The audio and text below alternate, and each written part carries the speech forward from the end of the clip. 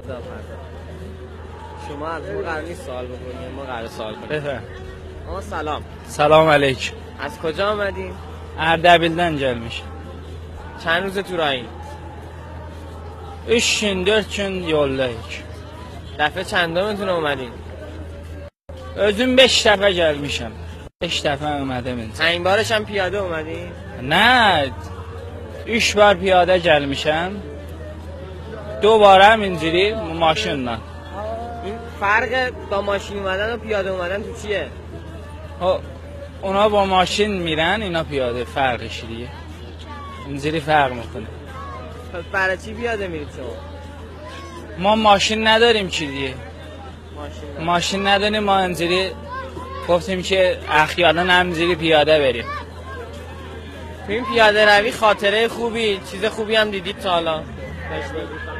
خاطرانه چی ندیدم ولی آدم زیاد دیدم، ولی خاطرانه من اصلا اینجا ندیدم.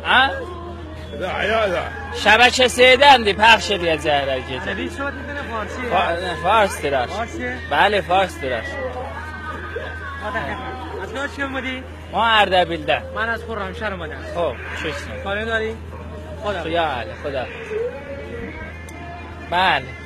مردم میان همسی دوست دارن که این فیلمده بیفتن و